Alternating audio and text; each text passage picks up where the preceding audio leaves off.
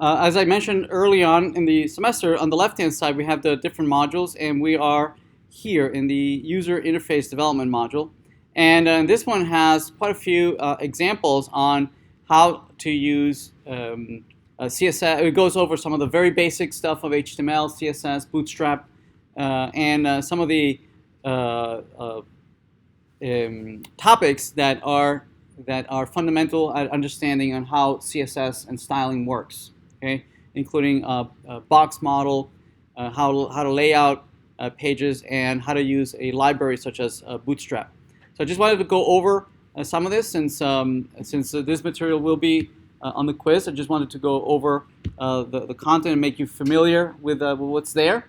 If you some of these lectures, right, they have videos that introduce some of the very, very basics of HTML. I'm not going to go over what's on the video. I'm going to assume that you've seen some of this HTML, and we're going to just be using it in class, right, to build something together.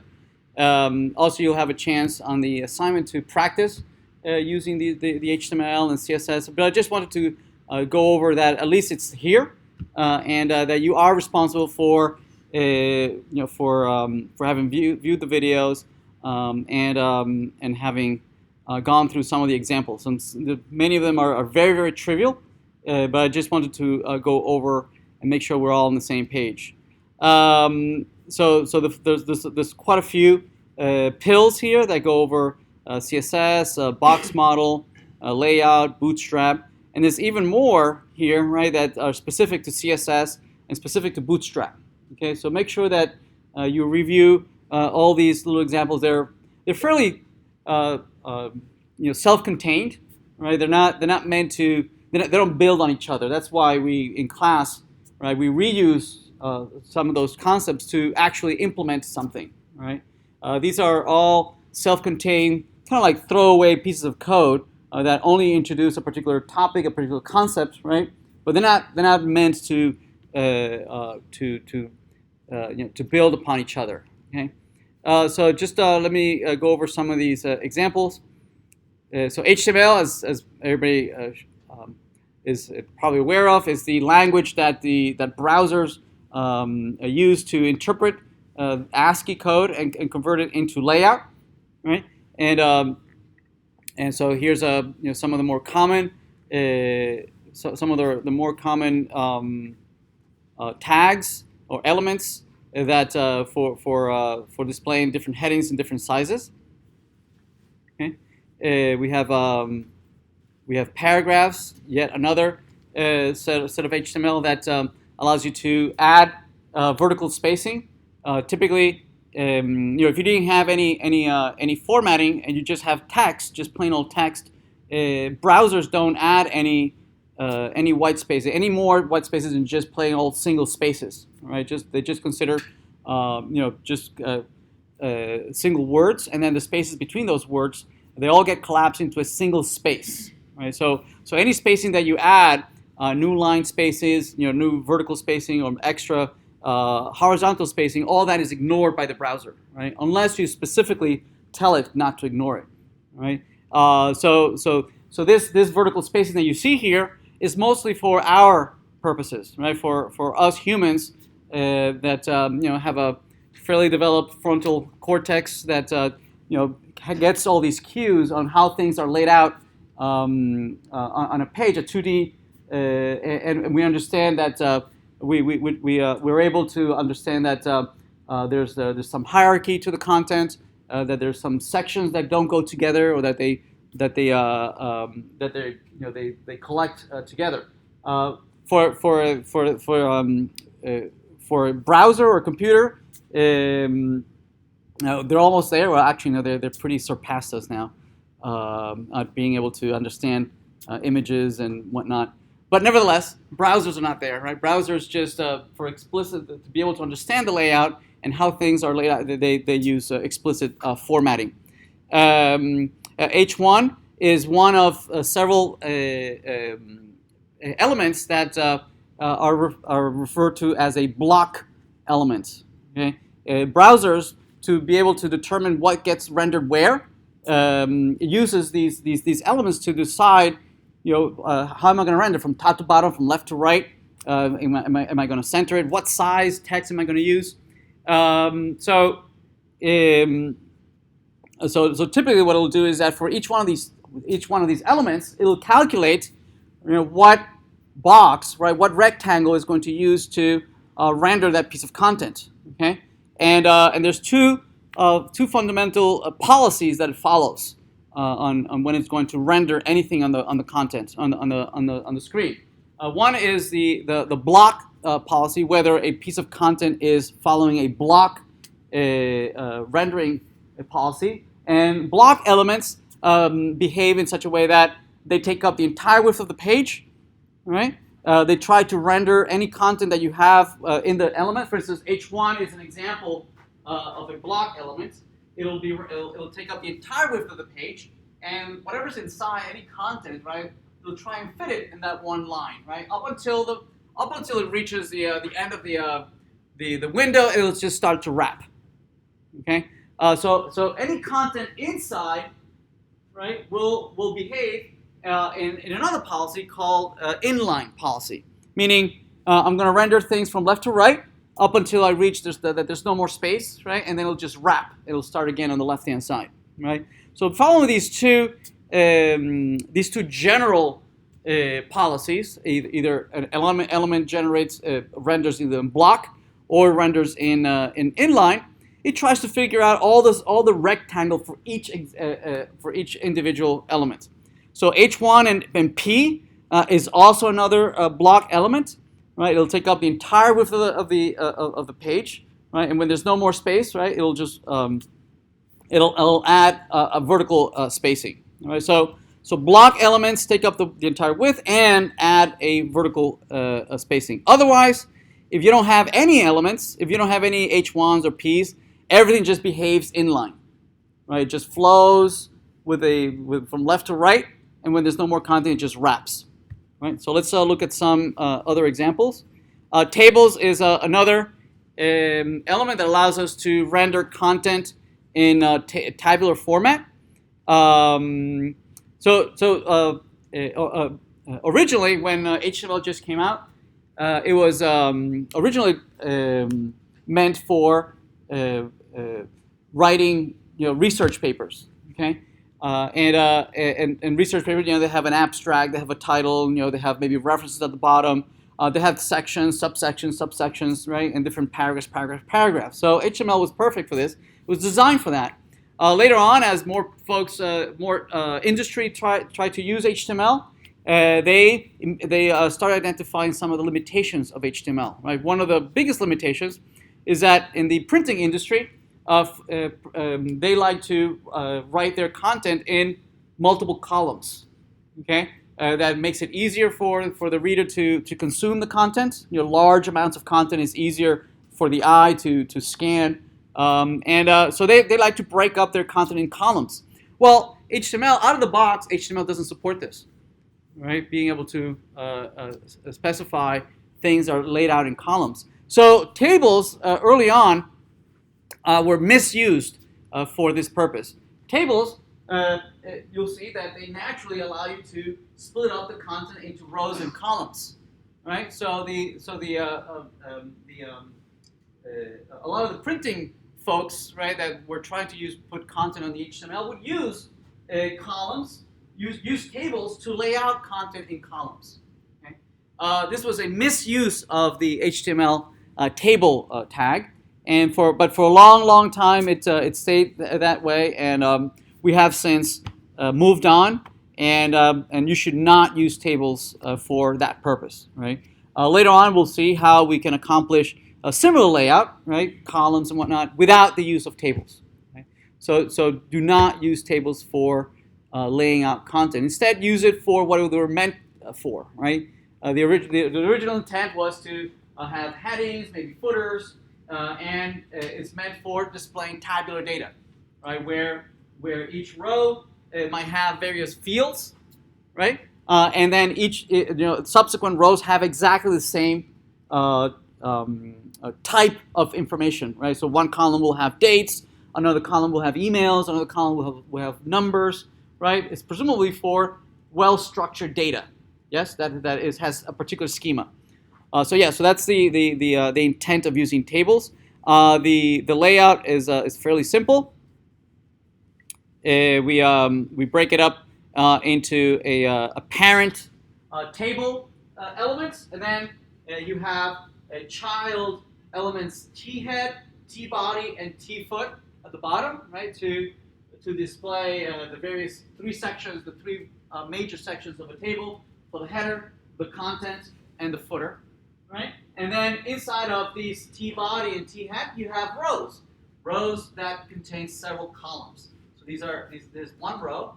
So this is a table heading that has one row. You could have multiple rows in a heading. That's okay. And then in each row, you can have many columns. So here's another row, columns, and you can have rows that span.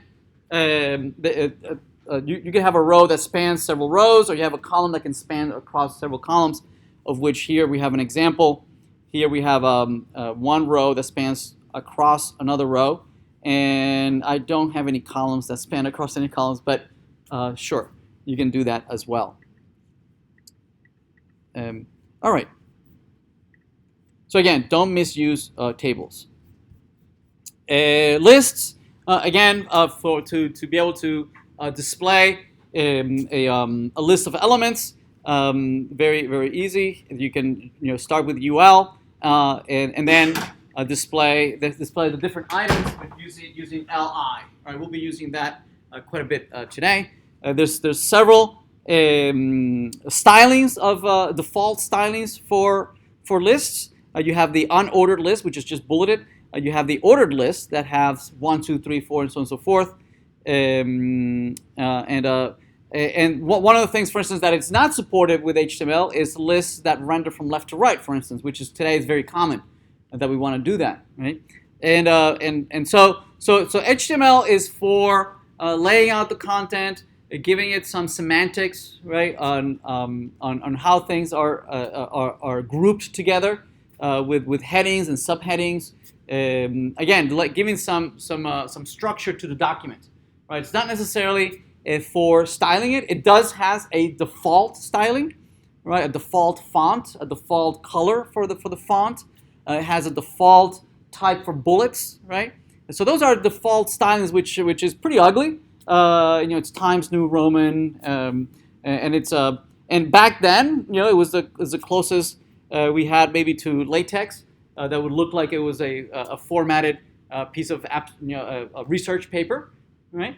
Today, certainly it doesn't cut it. We certainly want to override a lot of that default styling, and we'll do that with CSS, right? This CSS, as we'll see in a minute, CSS is a completely distinct language that has its distinct purpose. So HTML for structuring the content, CSS for then taking that same content and then referring to it and saying, "Ooh, that piece of content over there, I like that to be red, and I would like that to be blue, and I want to change the font of that, and change some of the layout and the styling." Right?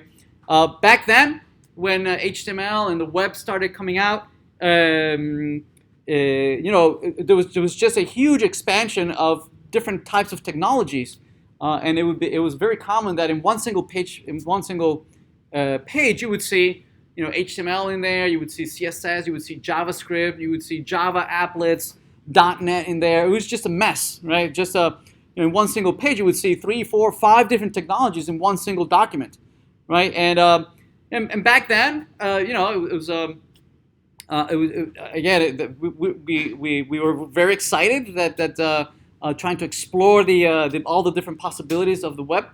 Today, each one of these diverse different technologies has grown and matured enough that each one can be its own career, right? So there's folks that only just do CSS all day long, right? And there's folks that just do JavaScript all day long, right? Or some folks that just do database all day long. It used to be that we used to do everything.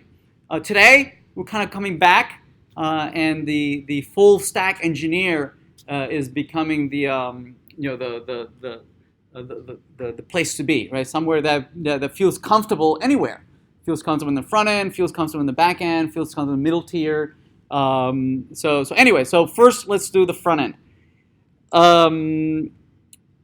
HTML. So there's forms. Here's several. HTML provides all sorts of different elements to render forms, such as input fields, drop downs, checkboxes, radio buttons. There's quite a few. Here's just some of them. Starting with HTML5, there was a realization that that HTML was becoming more than what it was originally intended for. Okay, it was mostly for displaying content, right? Mostly static content, and here and there being able to receive perhaps some information from the user, but starting from HTML5 is when we finally was recognized that HTML and CSS and JavaScript was an actual viable and full-blown development stack, right? Development environment. It was to rival desktop applications, right? And so HTML5 was a big leap forward on introducing a lot of new ways to interact with the browsers and access remote resources in the back end. It really and integrate with lots of different types of media.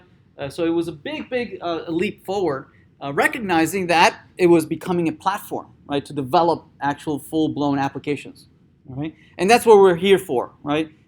Using the web as a development platform. Just a couple of things here that I just want to point out. Here's if we look at the HTML around here, the first we'll see that there is a form element. We're not going to be using much the form element, but the original intent of the form element was that it was going to grab, it was a container of multiple form elements, such as input fields and drop downs and checkboxes. And the original intent was to when folks would be done filling out the form, they would submit the form, right? And the browser would read all the fields, all the values that the person would have typed in there. It would encode it in some fashion, in some payload, and then it would submit it, would send it over HTTP over to the server side, right? And the form you could configure where would the content go, right? Where would the data go? And it would go to wherever you configured here. You would configure a URL where presumably there was a server listening for an incoming HTTP request. Okay, the forms, the HTTP protocol has multiple mechanisms where you can interact with. You can ask it for data. You can submit data. You can try to modify existing data or remove existing data, and it has verbs for specific actions that you want to how you want to interact with the server. A post is one of those verbs, and the default we call it a method. The method of communication. The default is a get request, an HTTP request, and the HTTP request, the get HTTP request, the way it encodes the data is that it grabs the input fields and the values, input fields, values for each one of the forms, right, and encodes it into what is called a query string, right? What it does is just, at the end of the URL, it appends a question mark, and then name equal value, name equal value, name equal value, name equal value, with where the names are the names that you choose for the input fields, right? So for instance, it would be first name for this input field, and then equal to whatever value you typed in for the first name. And then ampersand, last name equal to whatever you type for last name, ampersand, and so on and so forth. All right, and it's encoded in the URL. Now, for forms that are fairly complex, that maybe you're typing a whole bunch of lots of content, a lot of maybe for a post and so on and so forth. Methodology is not might be restrictive because the length of the URL when you send it over to a server, some browsers will truncate, right? If it's bigger than so many characters. Okay, so oftentimes we don't use the default get method. It's actually we prefer that it would be a post. A post will not append a question mark, a query to the URL. Instead, it'll grab the name value, and will encode it inside of the body of the HTTP request. Right? The HTTP request has different sections in the request. One is the header, okay, and then the body of the request. Okay, we'll see what it looks like in a little later. But the body doesn't have restriction on the size. Okay, so you can append, quite a bit of information in there. You can append an entire file for uploading, right? And over here, it would just append just textual data that is sent over. Make sense? Everybody okay? The other thing that I want to point out is that some elements can be given a unique identifier. Here we have the input field, and we're giving it the unique identifier of first name. Here, last name. Here, email. Notice that it's distinct from name. Even though here it has the same value, okay, they're not meant for the same thing. The name attribute here is needed for the form. The form uses the name, right, for each one of the fields to be able to construct the query, right, or encode the data to be sent over to the server. Okay, whereas the ID is used here in the HTML so that we can uniquely identify elements on the page. All right, anything could have an ID, any element. The form can have an element, a label can have an element, an ID, the input can have an ID, the H2s can have an ID. It allows you to uniquely identify an element. And sometimes we want to be able to refer to them uniquely and say, ooh, I want to refer to that input field over there or that H2 over there, right? We like to be able to refer to them, maybe because we want to paint them a different color, maybe we want to validate a particular input field. We like to be able to refer to them uniquely. Here, we are using the IDs. We're referring to this ID. Notice we're referring to it from the label. See the label? Right? It has an attribute for. It's saying that this label is for that input field. See that? So each one of these labels is tied to the input field. Yes?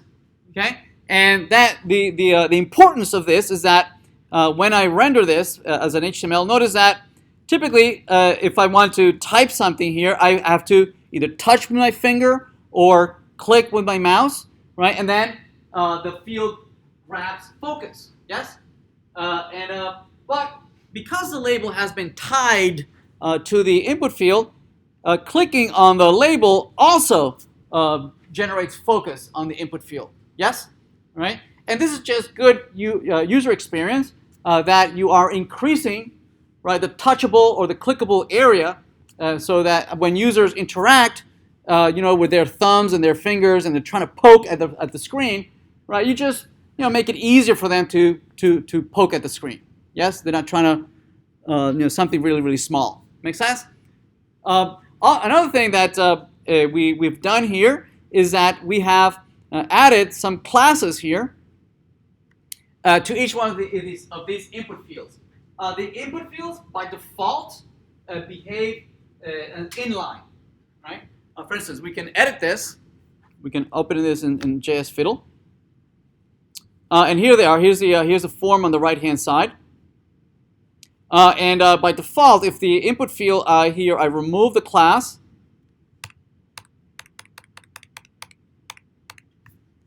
right, and run it again, it didn't do anything. Wait, what?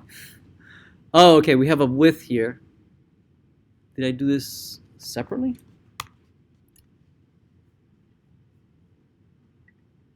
Okay, by default, input fields behave inline. Okay, notice that they are drawn from left to right, right? And when there's no more space, it just wraps. Okay, that's the default behavior. And so not only does this look ugly, but also when we render it this way, especially on a phone, right? This looks much more presentable on a phone, and I've increased the area for the phone for the person to be able to touch that particular input field. Yes, right. So again, it's good practice that depending on the device, right? You just make it that much easier for the experience, and we would expect that you would also take these things into consideration, not only for the assignment but also for your project, right? It is one of the requirements for the project that you use good good practices, good white spaces and whatnot. Yes. So in mobile phone, when we render this page, and whenever the key code pops up, there are two arrows, like going to the next form control or something like that.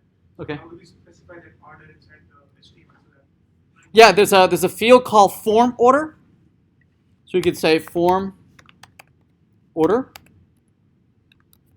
and you can say 1, 2, 3, 4, 5, and then you can specify 0. The first one they would get the automatic focus. Yeah. Right. And then when you tab, it will follow the order in which you gave it. and can we trigger a specific keyboard on a mobile device? And let's say I'm asking the user to enter phone number, so I want to trigger the number pad instead of. Yep, exactly. If you say type, here the type is text. I was going to get into the typing. If you say TEL, telephone, right? It will pop up the telephone keypad. If you say number, it'll pop up the number keypad. If you say email, it will pop up the email keypad. If you say date, it'll pop up the date selector. Yeah. Yep. Yeah. So that was one of the things that was introduced in HTML5. For instance, notice that we have a little widget here that is used for the date, right? For the date selector.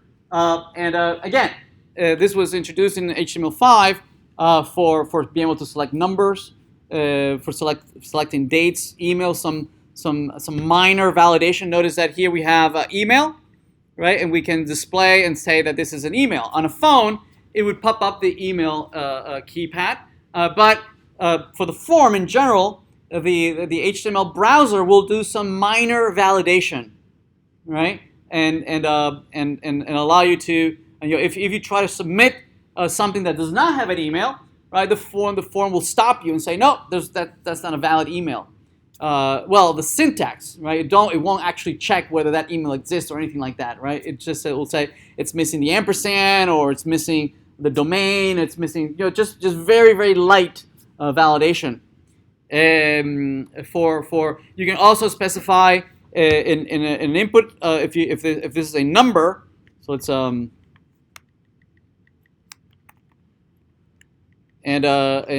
say age, not that anybody, and this is age, ID age, and type number, and placeholder is 1, 2, 3. You can also specify things such as minimum. The minimum, if you want to make sure that this is a positive, you can say minimum is 0 and maximum is 200. This will, again, it will trigger some minimal validation that it won't let you. Notice that it adds here. You can barely see this. Notice that it adds to be able to increase and decrease the value, but it won't let you go negative, right? Or if you try to go beyond 200, it will stop you right there. Also dates, you can do that. Minimum date, maximum date, right? So that you can give a range, right? So that you can't go beyond a particular date or before a particular date. So all those kinds of things were introduced with HTML5.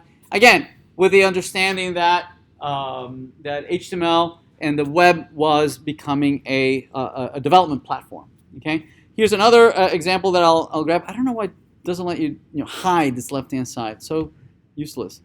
Anyway, so here we have the radio buttons, and they're implemented over here. Let's see, where are they?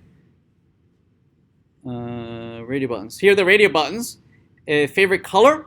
Notice that we have put the radio button. The radio button is implemented right here in this input field right there. Okay, I think we can move this over a little bit. Okay, there we go. Notice that this is the input field right there. That's what renders the radio button. That it says type radio, what we've done is that we've wrapped the radio button inside of a label, right? Again, to improve the usability of the application, so that I can just click on the label and the radio button gets selected. Yes. That's just good practice, right? So that it makes it easier for folks to have a larger area where they can touch, right? So that it's not just the radio button, right? That they have to peck at it, right? Again, anything you can do to improve user experience, the better, right? Also, you'll notice that these three radio buttons somehow are related to one another, right? So the reason they're related, notice, I'm sorry, when they're related, notice that they are mutually exclusive, right? Which is the normal behavior you would expect, right? So that's not free, right? The way that the browser knows that these three are mutually exclusive is that they all have the same name. See that? Input name, favorite color, favorite color, favorite color, right? And that means that when this gets submitted, right, there will be only one favorite color, right? It'll be favorite color equals, and then the value either yellow, blue, or red. Notice that this attribute value allows you to specify the value that the field of favorite color will be associated with. Right? So when it gets submitted, it will be favorite color equal either yellow, blue, or red. Make sense? If you want to create another set of radio buttons later on, okay, favorite song or something, I don't know. Then again, it'll be another set of input fields of radio buttons with their own specific names, right? And then they'll be mutually exclusive amongst themselves, but they won't be mutually exclusive across the different sets. Yes. Same thing with a checkbox. The checkbox here, they're rendered using the checkbox type, and notice that. Again, we've also used the label to wrap them around, so that, again, to increase the touchable area. We've given them the same name, right? But the same name for checkboxes behaves different than the same name for radio buttons, right? For radio buttons, the same names means that you're mutually exclusive. Whereas for checkboxes, it means that it has multiple values, right? All the ones that you check, right? So these are not mutually exclusive. It means that you can select more than one, right? And when it gets submitted as a form, you'll have all the values. It'll have favorite genre equal horror, and then favorite genre equal sci-fi. Both of them will be submitted, right? And then the server can then parse the incoming request, right? And then extract all the values for favorite genre. That make sense? Okay.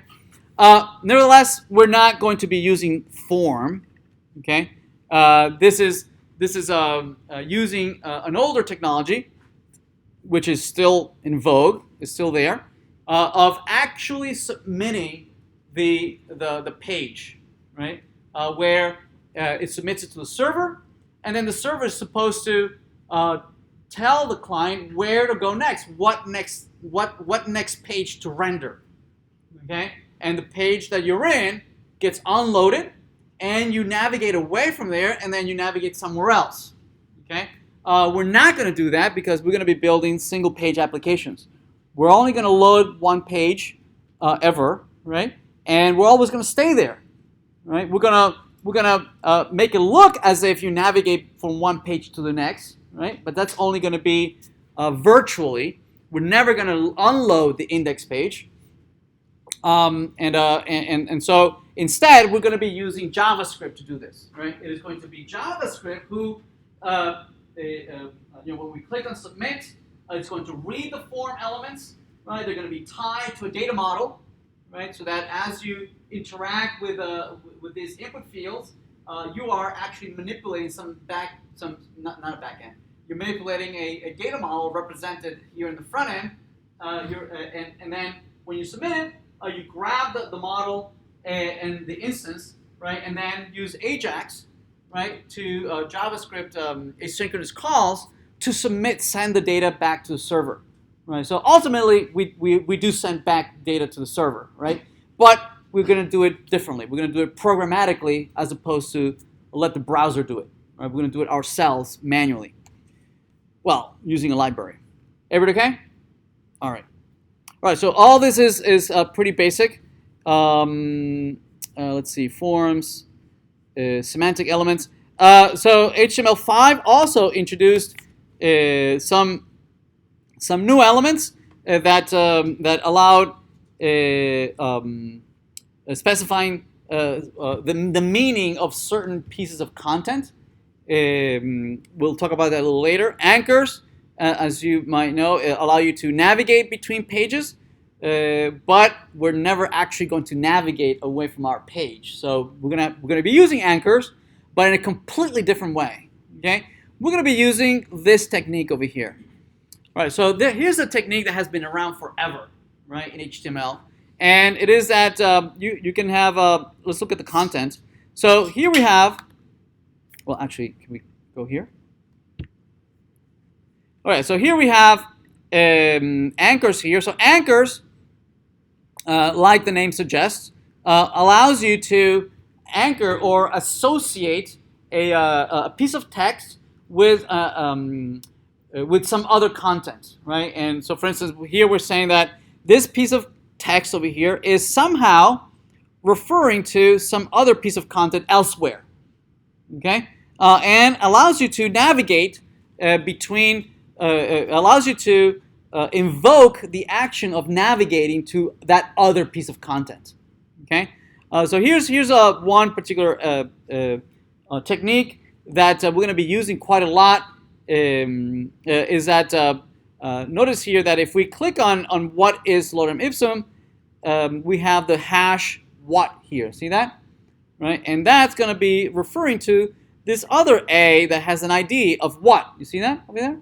How about this one that has hash Y? Well, notice that it refers to this piece of content here of Y. And this where from is referring to some other piece of content here of where from. Make sense? Right? So if we click on this, right, and we click on what is lorem ipsum, notice that what it does is that it just scrolls all the way down, right? And if I click on top, notice that these hyperlinks of top right here are referring to a section called top, which is declared way here at the top, right? So that if I click on top, it just scrolls all the way to the top, right? So what this allows you to do is create a document, right, that can refer to different sections of the same document, right? It's an action. It's a behavior that has been around forever in browsers, and only recently, with all these new libraries, MVC libraries, Angular, React, all these, Sail, Ember, all these MVC libraries, right? They have hijacked this behavior, and it says, ooh, we can redefine this behavior. We can redefine this behavior, and we can really do some really cool things. Okay, instead of navigating and staying in the same page, we can write JavaScript that listens for those clicks on those hyperlinks, right?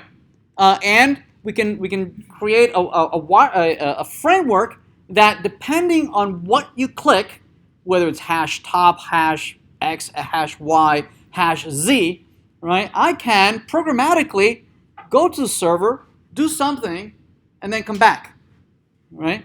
One of those actions could be, ooh, let me go fetch some content, right? Grab that content, and then using JavaScript, I can inject that content into the current page, okay? Right? And that's how we're going to implement navigation, right? Remember, we said that we're going to do a single page application, right?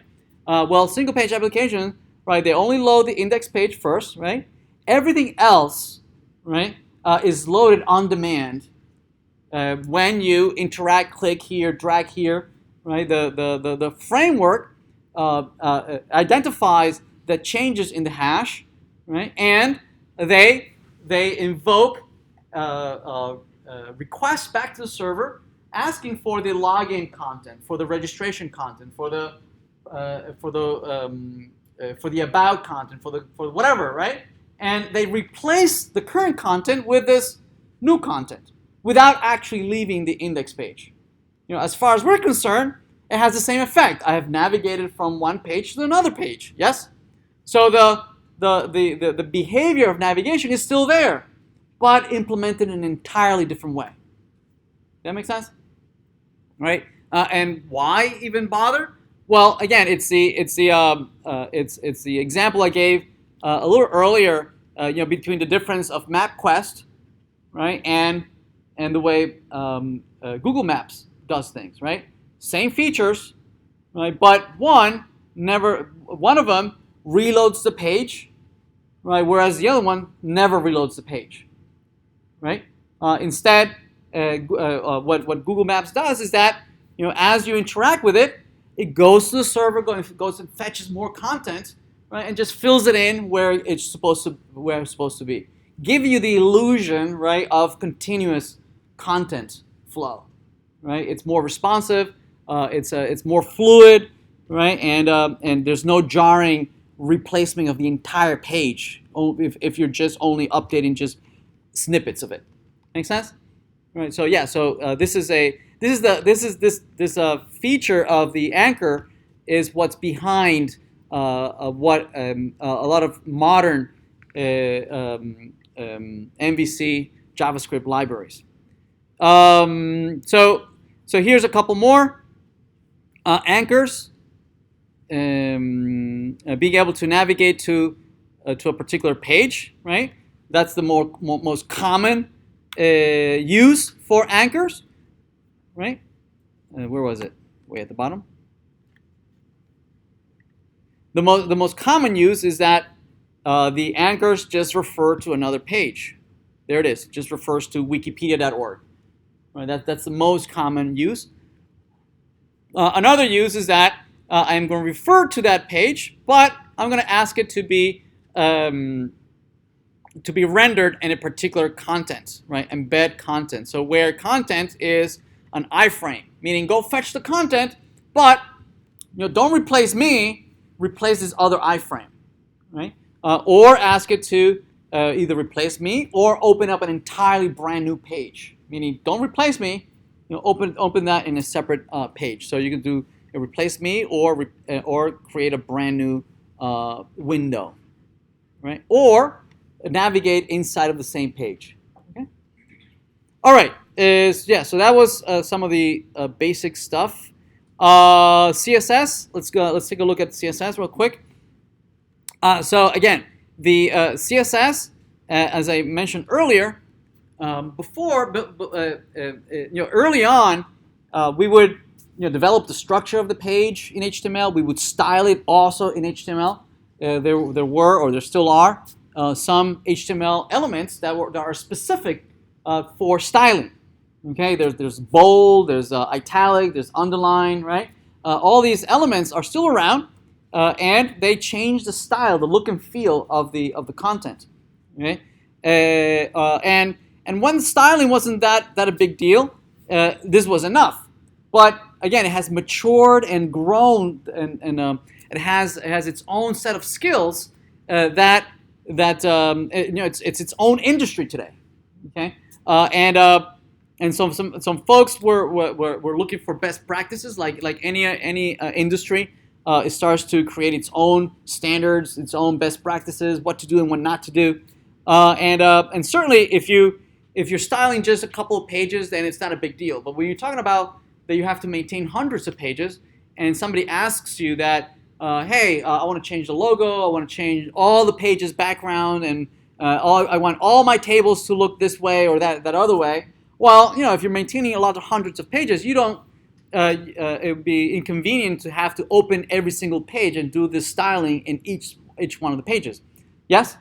So instead, what we do today is that we don't actually do the styling in the page. Okay. We still do it, but it's a bad practice, right? If you're in a team and you have a code review, oftentimes somebody will pick it up and say, no, you should change your code. I'll reject your pull request because you're not following best practices, right? So typically today, what we do is that we have the styling in a separate file, right, in a CSS file, and we link it from our page. We say, hey, my styling is over there in that other file, and that other file needs to be able to refer to the original file and say that these certain elements should be green, these other elements should be yellow, these should be bold, and whatnot. Yes.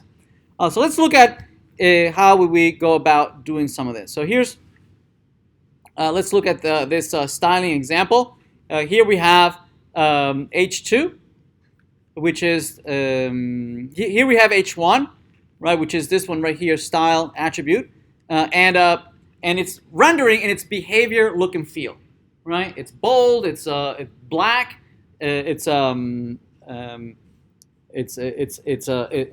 block, right, rendering the entire width of the page and adding vertical spacing. It has some default padding below me, some top margins above me, and whatnot. So that's all default, right? And all browsers have a default styling that they follow, making sure that presumably the same page should look the same in all browsers, right? So anyway, so here we are using the attribute style that is telling us that we are changing the color attribute of this H2.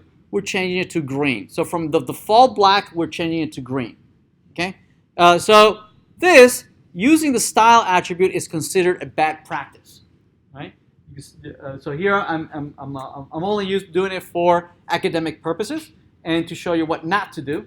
But certainly for you trying out something and then do something locally just to play around with, it's okay. But when you're going to submit it and for review and it's going to go out to production, certainly you don't want to have any style attributes in there. Okay. So now the string in here is the string in these two quotation marks. That is following a completely different language. Right? Outside of those quotes, it's HTML. Inside of those quotes, it's CSS. Two different languages. Okay. And what this is saying is, grab this attribute for the element and changing it to green. Let's see what else. I think that's it, right? Okay. Let's go on to the next one. Order of precedence. And do I have an example for that? No. Okay, let's look at the element selector. All right, so here's the HTML. So here we have the HTML on the left-hand side with we have a div above me. We have an H1 over here, which is the classes. Selectors are right these over here. Notice that it has class. See that? Right? What we're doing here is that we are creating. Notice that we have a separate file that only contains CSS. Right? So this content on the right-hand side is the CSS language, right? Of which has the following syntax or the following structure. On the left-hand side, there are rules. Okay, rules that might refer to things on the HTML. So as the HTML, as the browser is parsing through your code, right, it's checking to see that as it reads it, to see if anything that it reads triggers any of those rules, right? So let's try and read the rules. This rule says, I am referring to all H1 elements. So let's see, do we have any H1 elements? Yes, we have one of them. There it is. Okay. Then it says, this one over here in line 2 says, I am referring to all H1 elements.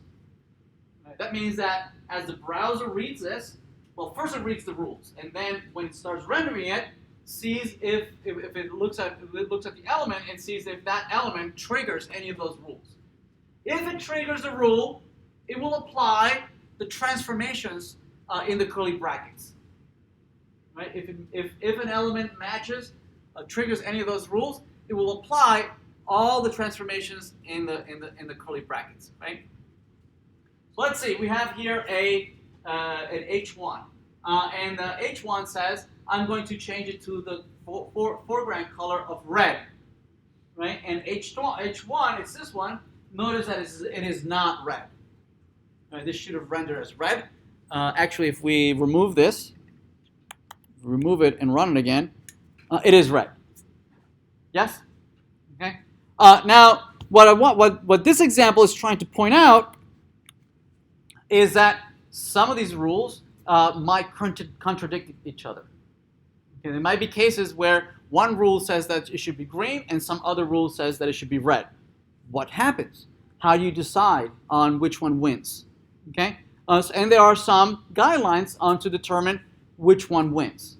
Right? But in general, is the rules that are most specific, right, the ones that are most specific have higher weight than rules that are vague. Right? So for instance, this rule here, H1, is a little bit vague. It says I am referring to all H1s. Yes? Whereas the one above me says I am referring to the H1 elements, but not all of them. I'm only referring to the ones that have dot blue color. The dot means that the element H1 has a class. That's what the dot means, right? That is equal to blue color. This says I am looking for an H1 who has a class of blue color. This one is a subset of all H1s. Yes? So this one refers to all of them. This one refers to a smaller set, meaning it's more specific. And that's why it wins. Right? It says I'm going to listen to the more specific one instead of listening to the more vague. That make sense? Okay. Now, what happens if none of them are specific? If I don't have a class, right? Which one wins? So in general, it will win the one that is closest, right? In document order, the one that is closest to the element, right? So meaning if these two are identical rules, if they're identical rules, last one wins, right? So it's red. Right? If we switch this over, right, and rerun it, then it's blue. Make sense? And that's why we don't use the style attribute. That's why we don't use the style attribute, because if we go into the H1 and we have the style attribute, and we say that this is green, it doesn't work. Wait, color, green. Right? The style attribute is, by definition, the closest you could possibly be on an element. Right? It will always win. Right? So there's no way from outside to override whatever the style says. Right? So if somebody wrote a style element there, they're introducing a huge maintenance problem. Right? If you have lots of these pages everywhere with style, you're forcing me to open up the document and actually go in and fix that.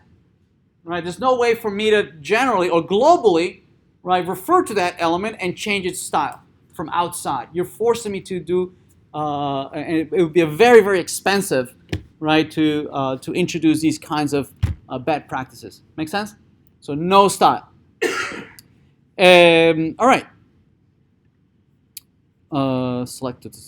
Okay, so these are also these rules here.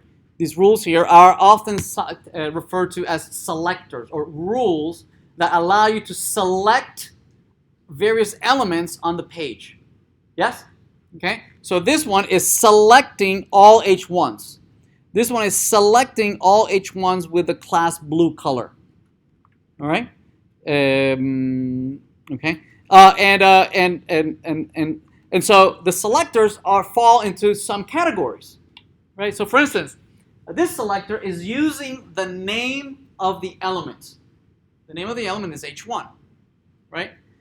The dot, right, is referred to as a class selector, right? It's referring to classes applied to an element. Yes?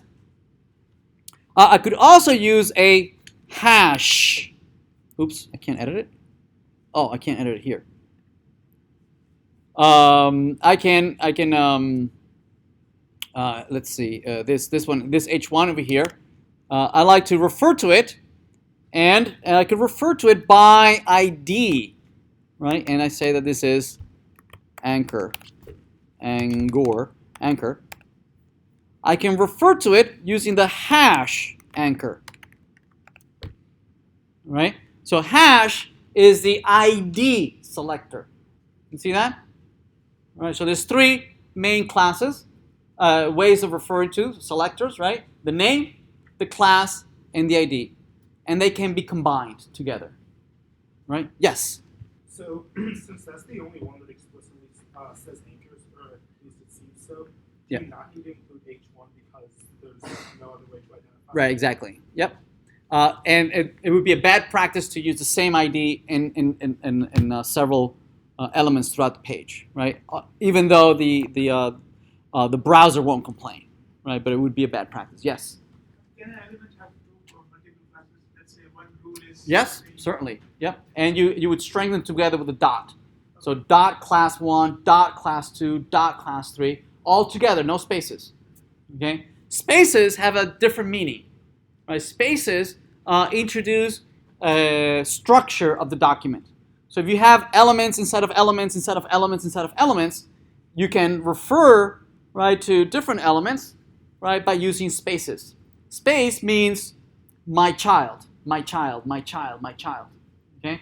Actually, it means any child within inside of me, right? You can specify also, how many levels down, right? Using instead the greater than sign, and we'll take a look at some examples of that a little later. But yeah, great questions. All right, selectors. Yeah, the class selector, we just talked about it. And we talked about specificity, and the ID selector. So go and just play around with some of these, right? And just get familiar, see if you understand what it is, right? There'll be some questions on the quiz and say, well, consider this rule. Does this end up being blue or red? Okay? And depending on the specificity, on the class, and the selector, you'll be able to ascertain it. Okay?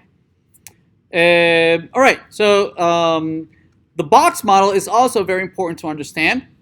The box model determines how things are going to be rendered on the screen. So everything from the browser's point of view, everything's a box, right? Everything's a rectangle, right? Whatever content you give it needs to fill, right, the window and at some rectangle, right? It needs to calculate where it goes, and in general, it uses the policies I mentioned earlier, right? The block, whether this element is a block element or is an inline element, right? Those are the big two, right? In addition, it uses what is called the box model. Every content, any element. I guess this is too big. Can I make it smaller? Okay, there we go. Any element that is rendered on the page has the following the following properties. One of the properties is how far is the content away from other pieces of content. We call it the margin, right? So, for instance, this piece of content has a margin, right? Some space away from other piece of content. So there's a margin here. I think it's 50 pixels, and 50 pixels from the left-hand side, right? And you can specify the margins as one single margin, right? The same all around, or you can specify individual ones: my top, my left, my right, my bottom, each one of the margins.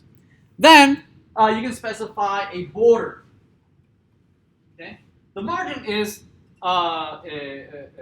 transparent. Right? You can't specify its color or any styling. It's just transparent. Right? Whereas borders, you can specify the size of the border, the style, whether it's dotted, dashed, you can specify all sorts of styling and color, obviously. Then you can specify the padding around the content, right? So you have specific content, right? Around that content, you can specify the padding. That's the distance between the border, right, and where the content actually starts rendering, right? So if somebody asks you, right, how wide is my content, right? It could be a trick question, right? Because the width. Right, notice that here we're specifying the width of this box over here, and we're saying that it's 500 pixels, right? But if somebody asks you what's the width, it's not really 500, right? Say, are you asking me for the inside width? Because the inside width, yes, it's 500, but the outside width might be much more, right? It would be whatever the left margin is plus whatever the left border is plus whatever the left padding is, plus the width, plus padding, border, and margin on the other side. Right? If you want to calculate what is the entire size of an element that's going to be displayed on the page. Okay? And we'll see a little later, their libraries can calculate these things. You can ask it, hey, for this content, what's the outer width or what's the inner width? Right? It'll do all the calculations for you. Here we have another one, box number 2. Notice that on the HTML, the boxes are these. This is one of the boxes, box 1, that has the lorem ipsum, and freaking when you change the zooming, it gets into this weird mode. There it is. Here's box 1, and down below is box 2. There it is. And the styling. Here's the styling. We're saying that box 1 has a background color of red, has a width of 500 and a height of 200 pixels. The color of the text is white. The margin all around is 50 pixels. The border width is 50 pixels. I want a solid green, and the padding is 50 pixels. Right. Whereas for box 2, we're changing the color. Border color is blue, width is 300, height is 300, and color is white.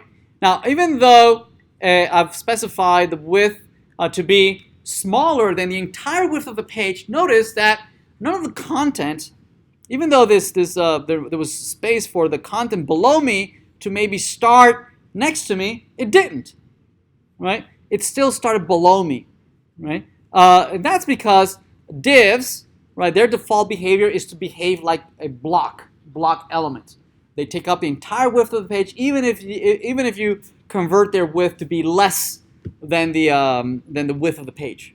Okay, they will add vertical spacing below them. Make sense? All right. Okay, so let's go on to the next one. So that's what the box model is. Position allows you to specify where specifically. Yes. So if you don't use a border, is there any difference between margin and padding, and is there one you should use over the other? Yes. Yeah, and we'll see examples of that when we get to body and some of these outer ones. But in general, you should use them as what they're meant to be. So margin is spacing from other piece of content, right? As opposed to padding is inside of the content, right? But we'll see a couple examples of using one or the other. So here we are grabbing a piece of content and we are specifically telling its position, right? Typically, we don't have to tell the content what position to be in, right? That's calculated by the browser, following the box model, following the block or inline. It calculates where everything goes, right? But you can override the browser and tell it, no, I'm going to tell you exactly where I want my content, right? And to do that, so here's my box 1. There it is. Specifically, we're saying that we're going to override the position. We want to take over that behavior. And there's a couple of options. One of the options is to change the attribute position to be absolute.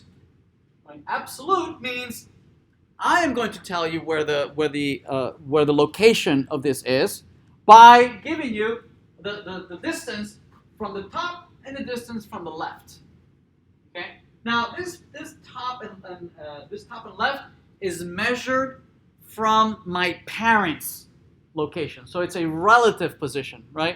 It is relative. I am 50 pixels top and 50 pixels left, relative to my parent container. Okay. Notice that if I move the content, it still scrolls with the content. See that? Right. So it is relative to the container, which is this outer iframe over here. Okay. It is not relative to the top and left of the page itself. Okay. Which is an important distinction.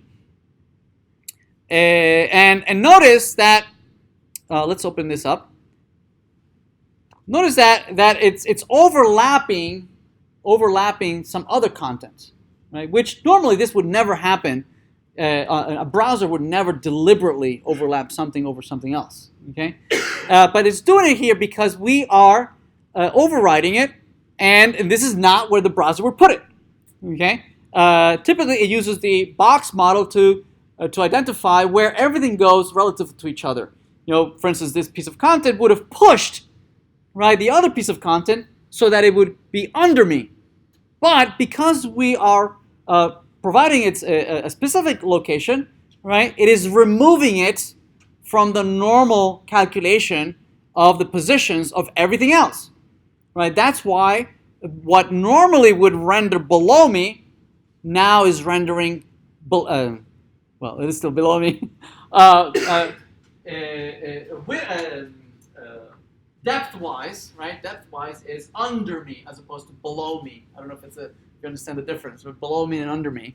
Actually, maybe in the quiz, I don't know if I'm explicit enough, and you might interpret under and below me. You misinterpret that. I'll try to be very, very specific on the quiz. Yes? You could say behind. Behind? Okay, I'll go with behind. Excellent. I do have a question. Yes. So if you have this purple boxes, absolutely, but you still want the content behind to go underneath it. Yep. Is there any other way besides increasing the margin? Well, probably you can change its display to be block, and then it would maybe push down, but I don't believe so. No. That's a good question. Let me take a look at it. So here we have box 1, and the display. What do we have here? Display block. What does that do? No, it doesn't do that. So yeah, it becomes inline. Yeah, no. Yeah, no, you would have to compensate for that. And actually, we will have to do that when we look at fixed headers and fixed footers. Right, we're going to have to compensate for that. So notice that if I remove the position here and I remove that, right, notice that the default behavior is to push down the content below me, right? It's calculating the position of everything else. But because we remove the absolute position, right, it's no longer used, right, in the calculation of the position of everything else. We're removing it from the normal flow of the content. Okay. All right. Let's take a look at something else. Box models, position, centered, centering. So there is a center element, right, in HTML. We're not going to use the center element again because we're not using any of the styling elements from way back when.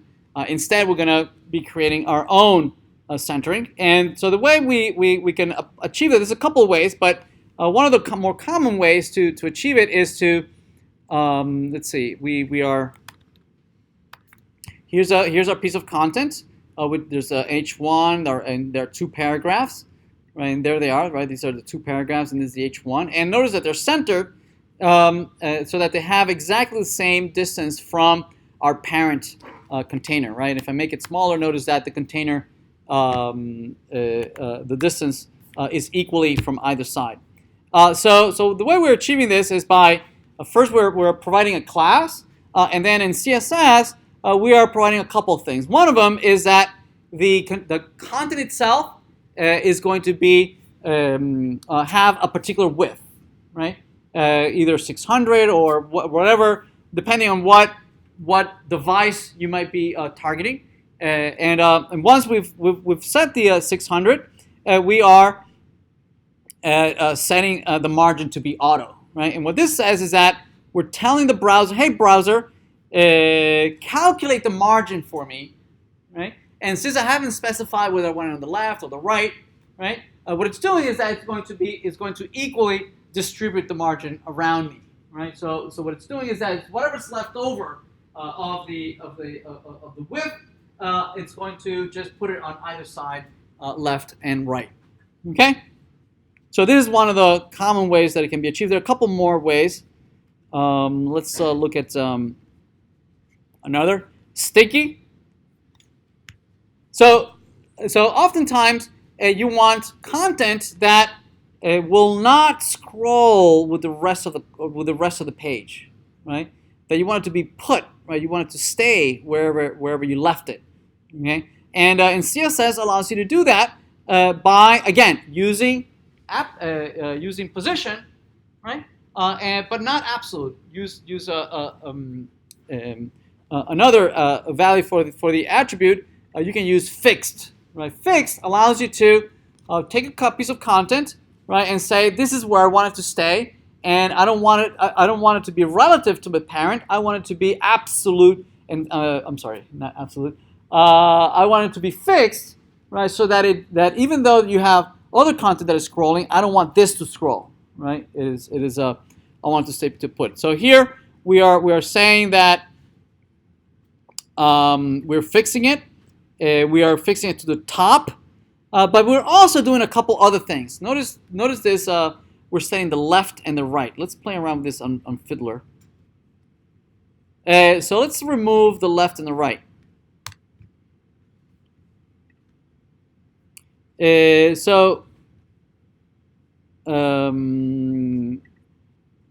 right, so the left-hand side, notice that there's a little padding there, right?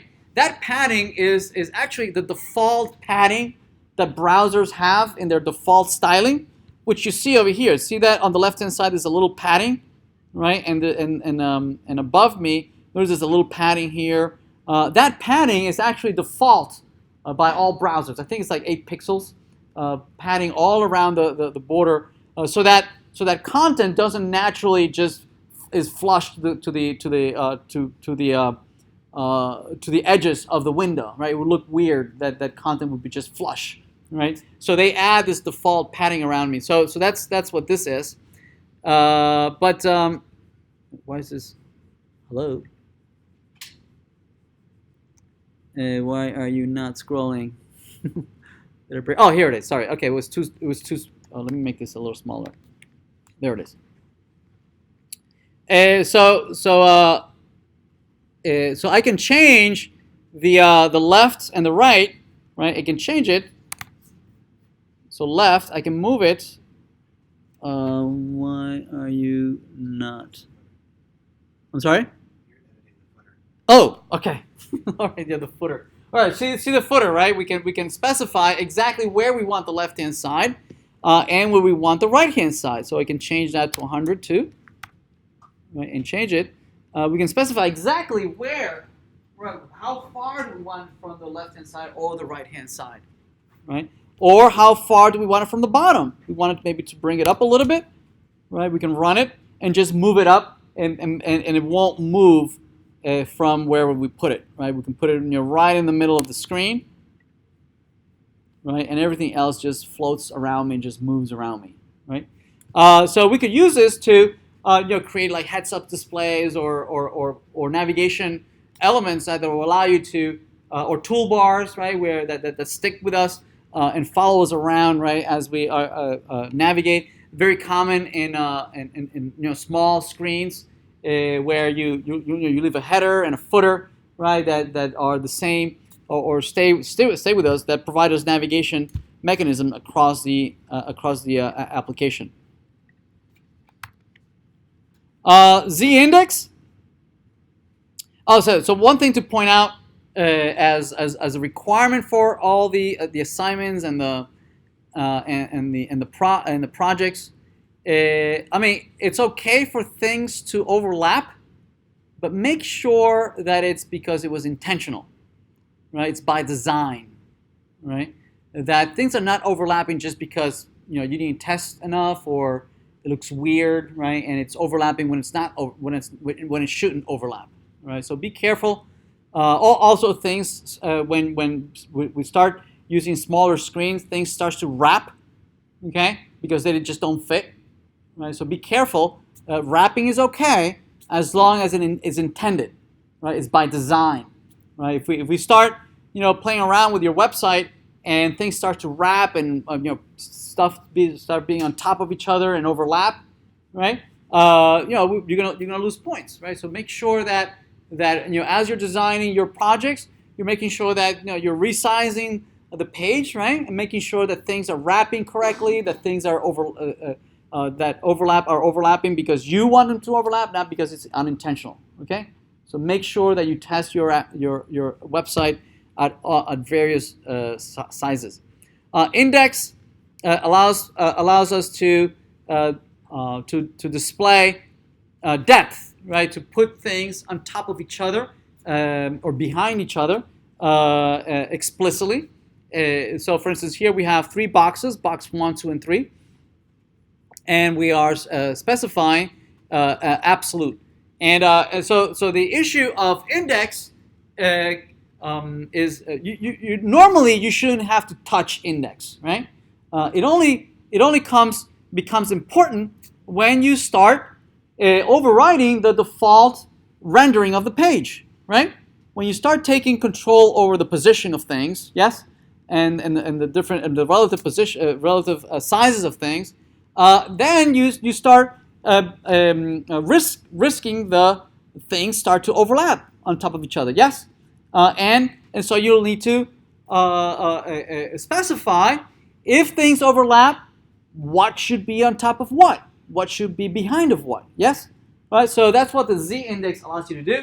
It allows you to specify what should render on top of what. Okay, if things overlap, what should be on top of what. By default, it renders in document order, right? So things that are rendered first, right? The things that are towards the top of the document render first, and elements that are at the bottom of the document render last. Okay, for the rendering engine. So typically, if anything overlaps,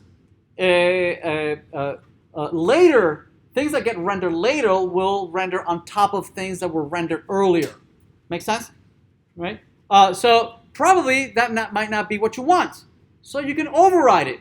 You can override the default rendering order, right? And say no.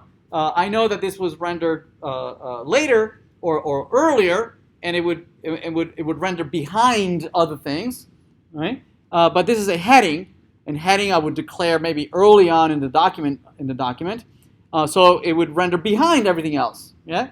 So I can override that and set its z-index to a higher value than other z-indices, right? And so it compares whenever it needs to decide what renders above each other, then it would use the z-index to be able to decide which one is on top. Make sense? All right. All right. Let's see.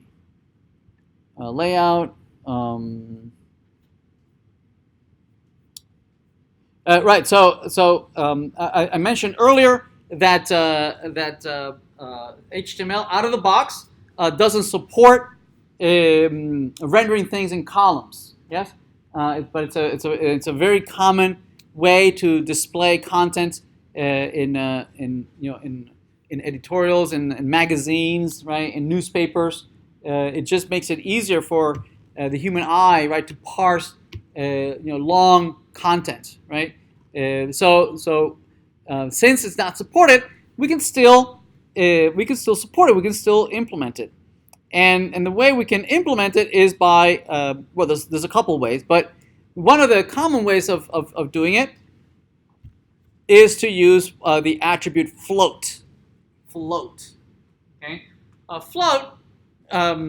Basically, what it does is that it removes the element from the normal block behavior, right, of taking up the entire width of the page, right, and it allows other elements, right, to render around, right, the element that is floating, right. Originally, it was used quite a bit, like for images that were rendered embedded inside of long pieces of text, right, where you would have maybe lots of text, maybe an image here, and you would want content to just wrap around the image, right, and then continue under the image, and then some image maybe rendered on the left-hand side. Again, content would wrap around the image and then continue below it, right?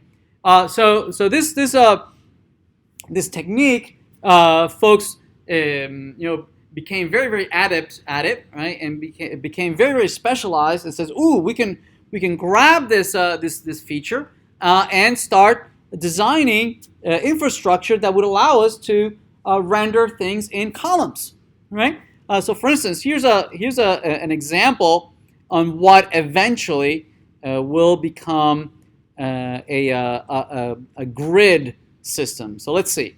So here we have on the left-hand side we have 3 divs. So here's our first div, our second div, right, and our third div, and they all have 2 classes. Somebody was asking me about two or more classes.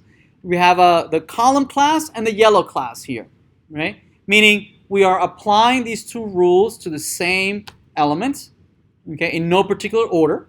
Here we have. So we're using one class and we're applying it to all of them, column, and column.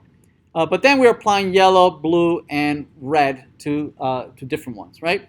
So here we have the rules that are being applied. We have column, right, is saying that that element, all those 3 elements that we have COL associated with it, they all have a width of 200. Let me make it smaller so that we can see it. There we go. And so we're applying 100 pixels to all those COL. Okay. Let me make it a little better. There it is. Okay. And we're saying float left. Float left. So what this means is that any content that is to my right, okay, instead of my normal behavior that I'm going to push it down, right, my behavior now becomes I'm going to behave as if I were an inline element, right? I'm no longer going to behave as a block element, meaning that we are going to render from left to right up until there's no more space, right? And then we're just going to wrap, right? And that's exactly what's happening here. Notice that if I make the window just a little smaller and there's no more space, it just wraps, right? And my red block element, notice that it's now underneath me, right? So it's behaving like an inline element, right? Normally divs would behave as a block element. They would add a vertical spacing, right, and would push things below me. But float is removing it from that behavior. Okay? And then we're just applying red, blue, and yellow. We're applying just background color. Okay, make sense? Okay, notice that also. Notice the height of these divs, right? Notice that the behavior of divs, typically the behavior of a div is that it will expand the entire width of the page, right, horizontally, and then any content inside of it will expand the height of the div, to try and fit all the content inside of the div. That's the default behavior. Okay. Here we are modifying the width behavior, right? The horizontal behavior, right? It no longer we're allowing content to. It's no longer pushing elements below me. But notice that the height, right, is still governed by the content. The more content, the taller it will become, right, the taller it will become, right? So if we add more element, it'll just become taller and taller and taller. All right, so that is the behavior.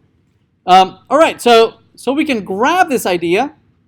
We can grab this idea and create an entire system that would bring back all the great things about tables. Okay, we never left we never really left tables, right? We're no longer using tables, again, because it's a bad practice and whatnot. Tables should be used for tabular data. But what we're going to do is we're going to use CSS to rebuild the same things that we loved about tables, right? But recreating it using styles, CSS, right? So here's a grid system. Here's a grid system that looks very much like a table. We have what looks like this is a row of various columns, right? And we have looks like we have 6 columns. They're all the same height. They all have the same content. Here it looks like we have 4 columns, right, of content, and here we have 2 columns side by side, right? So it looks like this is one row of 6 columns, one row of 4 columns, and one row of 2 columns. Make sense? But we never used actual tables to do this, right? But we got really, really close, right? It looks very much like tables. If you look at the HTML, right, the layout has the reminiscence of tables. Okay, so instead of using tables, rows and columns, what we did is we created a div, right, with a class row, meaning I want you to behave like a row. Meaning I'm going to create CSS rules and styles that are going to make you behave like a row, right, like a table row, logically, right, and by layout. And then inside of a row, we have different columns. In this case, we have 6 columns, right? 1, 2, 3, 4, 5, and 6 columns, all implemented as divs. Okay, and we gave them the names COL. Never mind the -2. Okay, we'll get back to that in a minute. All right. How about the other ones? The other rows. Here's another row, right? And there are how many columns? 4 columns, and they have classes such as COL, COL, COL, COL, right? And you can already guess what COLs do, right? Probably they have something to do with those floats, yes? Right? What about this other one? There's a row with 2 columns. So notice that the layout is very, very similar to what you would do if you were using tables, but without tables. Okay? So the magic behind this behaving like a table is that all rows are going to behave using clear both, right? And we'll see what that means in a second, right? All the columns, all these columns, column 2, column 3, and column 6, right? They're going to behave as follows. Notice that they are all going to have float left, float left, float left. All of them. See that? They're all going to float left. Make sense? Right? And then they are also going to specify a particular width, right? So for instance, column 6 is 300, column 3 is 150, column 2 is 100. Why? Where do these numbers come from, right? So they're going to come from agreeing on something. We're all going to agree that the size of our pages is going to be of a particular size, right? Say we all agree that all pages are 600 pixels wide, okay? And once we agree on that, we're also going to agree that we would like to be able to splice that pages into individual bits and pieces of it, right? And how many bits and pieces? Well, a good number seems to be 12. Why 12? Why arbitrary 12? Well, 12 is a nice round number that is divisible by any number. You can splice it any which way. You can splice it divided by 2s, by 3s, by 4s, right? You can divide it by 6, right? So it has lots of ways that you can combine it. 12, you can combine 10s and 2s, and 1s and 11s, 5s and 7s, 6 and 6. There's many different ways of splicing it out. And it's a very common way of dividing a page in the printing press, in the printing industry, right? So we have borrowed a lot of ideas, right, from other industries that have been doing this for hundreds of years, right? Ever since the printing press, folks have been looking at how to lay out newspapers and magazines and printed material, right? So these folks know what they're talking about, right? So we've borrowed some of those same ideas from other industries and say, ooh, let's implement a grid system that would allow us to divide a page into 12 equal parts. Okay? So if you decide that it's 600, and that means that the smallest possible sliver in a 12-piece page would be 50 pixels wide. Okay? Then 2 columns would be twice as much. Well, there it is, 100 pixels. You see that? So those are where the numbers come from, right? Having done the calculation, 600 divided by 12, right? And then created different classes that would give it different widths to each one of the columns, right? Now, to use this grid system effectively, we would have to agree that that all the slivers, how much do you, however you want to split it off, right? They should all add up to 12, right? Either 3 columns of 4, right? Or 4 columns of 3, right? Or 12 columns of 1s, right? Or a column of 2 and a column of 10, right? Or 4 and 8, right? So that it adds up to the entire width of the page. Make sense? Although we might decide to leave some columns empty, right? So that's exactly what we've done. We went back and said, okay, well, I want 6 columns, and in this case, equal columns. They don't have to be equal, but we made them all equal, two columns each. That times 6 gives you the 12 columns. Make sense? Right? So following this technique, we have almost brought back to life the use of tables, right? But now using a good practice, right? And there's many competing libraries out there, grid libraries that use this technique, right? To provide with an easy way to break up the page, right, and make it responsive, make it easy to lay out. Make sense? All right. Okay, so let's close this. And that's where the that's one of the things that Bootstrap is good at, right? A grid system in general is to create these layout classes that make it easy to break it up. So Bootstrap's grid layout, we've almost kind of stumbled upon it on how it's built, right? Obviously, Bootstrap, what it does is that it takes that idea we just looked at, right, of rows and columns, right, and obviously expands it widely and creates many different really good ways to combine these classes, right, to apply a grid system. That's what we're going to look at next.